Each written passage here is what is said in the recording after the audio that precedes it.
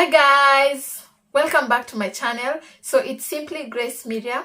If you're new here, you've just come across this channel. My name is Grace Miria. I'm a nurse who is currently working in the UK from Kenya. And if you have always been here to support me, thank you so much, guys. So today, people have just been asking me, some of my friends, some of my relatives, they've been asking me whether if you come to the UK, there's a possibility that you're able to save money or not. So I just came up with this and said, let me just release a video showing you on how much I saved on my first year of being here in the UK. If you have been following my channel, you know that I arrived in the UK mid of October 2021, and next month I will be 2 years old now. So I'll just be showing you on how much I saved, how much money was on my bank account at that point, because the first salary we received in November. So I'll just be showing you on the November 2022 on how much I really saved on my first year of being here. So guys, before I tell you of how much I saved, I would just like to let you know of some of the things that if I would have known earlier, I would have done it differently, so that it would have helped me save much more money than I did, and some of the lessons that I learned in between, guys. So if you're the one who is interested in this, please make sure that you watch this video until the end. And if you haven't subscribed, guys, please make sure that you subscribe to this channel. So you know, guys, when you're just like planning to come into a new country, there's YouTube, there's Google. Well, you have to go ahead and do some Googling, some research on watching YouTube videos on people who have gone there, people who are staying there, maybe immigrants who are living there. You get a lot of motivation in those videos and know what to expect. You know what you're supposed to do, what you're not supposed to do, like what you're supposed to carry, what you're not supposed to carry. I watched a lot of videos before I arrived here. When I arrived here the first time, so our flight had a delay of about 2 hours. Upon arriving at the airport at Heathrow, the person who was supposed to pick me at that point had gone, and but he had left a message on my phone telling me that once you arrive, just let me know so that I can come and pick you up. And at that point, I was also excited. I had to take some photos, I had to take some videos so that I can let my family, my friends know that I have arrived in the UK. But when I tried to send the photos, to try to send messages and try to call the one who was supposed to come and pick me, I noticed that there was no network in my phone. I had no internet. So I tried to connect to the Wi-Fi at the airport, but unfortunately my phone couldn't connect. So the only option I had at that point was to purchase a SIM card at the airport. And guys, mind you, I had watched a lot of videos telling me that buying a SIM card at the airport is quite expensive than buying a SIM card outside the airport. So I wouldn't say that in my case I would have done this different, because I had no choice at that point. I also had to contact the person who was supposed to come and pick me up. I had to let my family know that I had arrived safely in the UK, because we had not communicated for almost 11 hours. So I had to purchase a SIM card, of which upon purchasing the SIM card, I had internet. I had access to the contacts who were supposed to come and pick me. I called that person, and the person came and picked me from the airport. I also notified my parents and arrived here, and some other relatives and friends. So if you are able to like connect to the internet when you come at the airport, if there's someone who is supposed to pick you from the airport and just right there you can see that person, then if your phone is not connecting to the internet, then it's fine. You can just go ahead and purchase a SIM card outside the airport, because I tell you for sure, at the airport is quite pricey than you purchasing a SIM card outside the airport. So the second thing, guys, is about clothes, coming in with clothes from back home. So I had also watched a lot of videos saying that there's no need of you carrying clothes from home. There are better clothes when you come here in the UK. There are better quality clothes, better shoes, better everything. So I just came in with a handful of clothes, and mind you, I had no the amount of money that I had current wasn't enough to start purchasing clothes, purchasing shoes, and purchasing a lot of stuff. So the amount of money that I just came in was the money that could have sustained me for the first month of me being here. Because when you come here, you're not our trust, I'm not sure about other trust, we were not like given money beforehand. Just like when you come, you're given some money to survive or do what.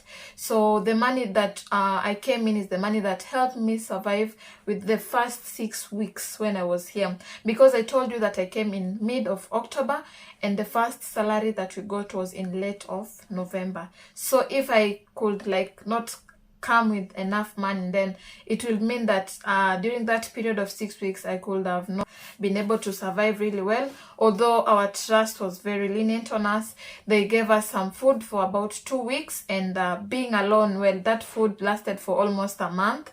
So I just had to purchase some other few things, some other basic things that could have helped me survive within the 6 weeks. When I came in was during quarantine. So mind you, during that quarantine period, I had worn all my clothes and all of them were dirty at that period. After we were done with quarantine, then we were supposed to start the training. So you could find that when I was supposed to be going for training, I don't have like any clean clothes to wear. So I just had to go purchase some new clothes. Being in a new country, you don't know like exactly where to go and purchase clothes in a place that is quite affordable for someone who has no like enough money, and you just walk into shops, you see clothes and start purchasing, and even you don't know anything to do about the pounds, you don't know how to differentiate. I was just walking into a shop just buying a cloth. Didn't like really inquired much on the places that you can buy affordable clothes.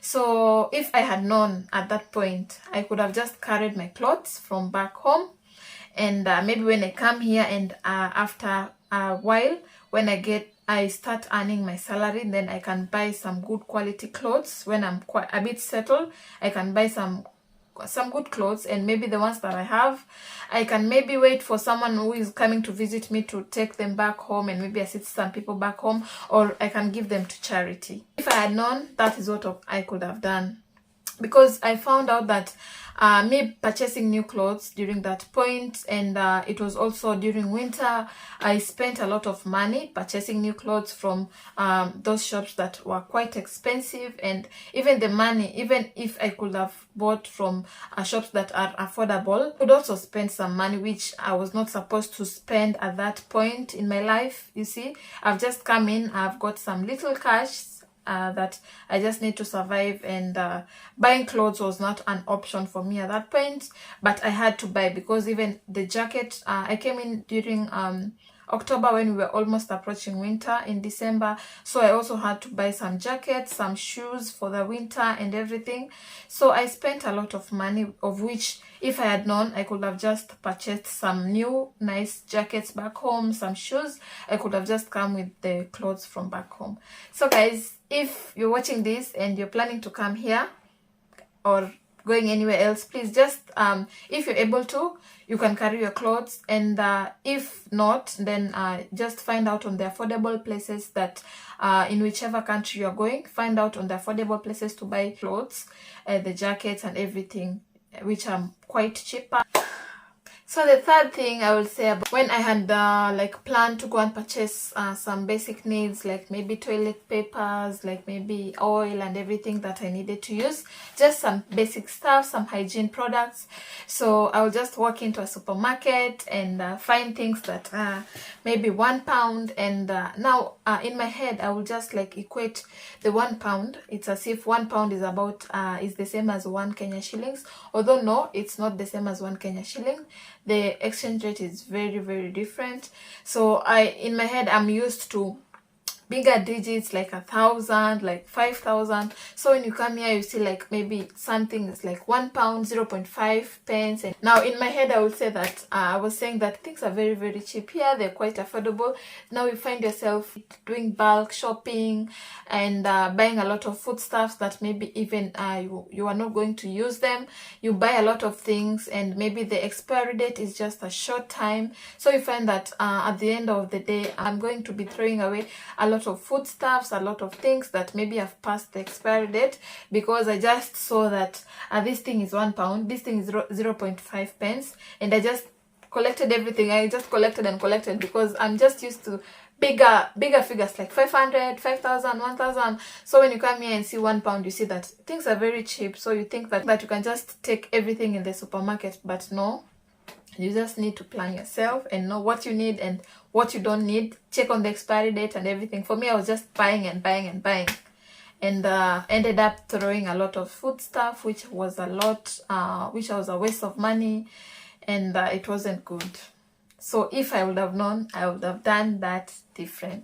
The fourth thing was on me upon receiving my first payslip. So when I received my first payslip, guys, you can imagine receiving a first payslip. It was so exciting receiving a first payslip here in the UK, and just immediately converting the money into Kenya shillings. Like, I converted into Kenya shillings because that is where I'm from. Converting the money into Kenya shillings, and you just notice that the money, it's a huge amount of money. Then you're like, oh my god, I'm very, very rich. But that is not the case.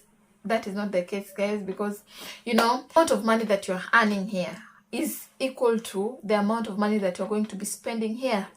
It's not like I'm earning here and I'm going to be spending my money. I'm going to be living in Kenya.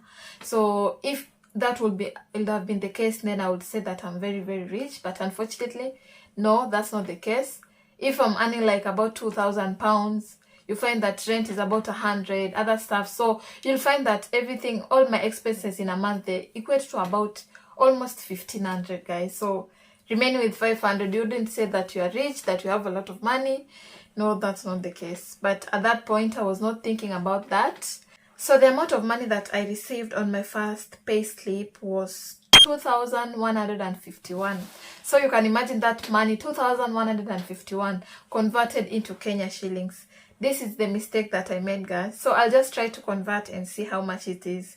So with the current exchange rate, at that point, if this was November 2021, so I would have said that I had 393,612 Kenya shillings a month. That was the amount of money that I had earned in a month of me being here, guys. So you can imagine, having been used to getting 30,000 Kenya shillings a month, and now I'm here getting 390, almost 400,000 a month. Almost 400,000 a month Kenya shillings. Yeah, you can imagine that kind of different. Now I started planning of how many things I'm going to be doing, the kind of car I'm going to be buying, the lands I'm going to be buying back home. I'm going to be helping my mom maybe to renovate their house. I planned a lot of things in my mind, and during this planning and all this stuff, I just went into a comfort zone. I was very, very comfortable. Then I find myself like not working too much, not wanting to stress myself, because I was earning enough money to sustain myself, to be able to buy a lot of things. Then why should I struggle a lot? So you'll find that during the days that I was off days, I would just be sleeping, or maybe watching a movie, or maybe going some sight viewing. And in that sight viewing, I'm also spending some money.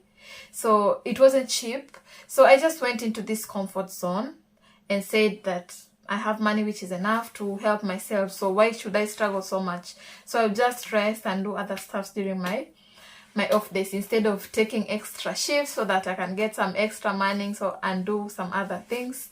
Me staying in comfort zone is one of the major things that I would have changed. If I had known. And also not converting the money that I had got in pounds into Kenya shillings. So please don't try to convert your money, the money that you have here, into your currency. It's like, maybe if you receive an offer letter and then you start converting your money into Kenya shillings, please don't do that, because the amount of money that you're spending here, it's not the same amount of money that you're going to be spending when you're back home. So those are the things that if I would have known, I would have changed. Setback was going into my comfort zone and just relaxing. I had seen that I had arrived where I was looking for. My life had changed completely, but unfortunately that wasn't the case. So at the end of my first year, so the first salary we were paid in November 2021, and I'll just be giving you in November 2022, the amount of money that I had was 6,953.80. So this money is the money that I had left with after I had paid all my bills, my rent. So this is just the amount that I saved in the first year of me being here in the UK. 6,953.80. So those are some of the lessons that I learned, and some of the things that if I had known, I would have done differently. And that is what it is. So if you liked this video, please make sure that you like this video, you share, you comment there, and ask any question that you want to know about me being here in the UK. And if you haven't subscribed, please make sure that you subscribe to my channel. Thank you so much, guys. I love you.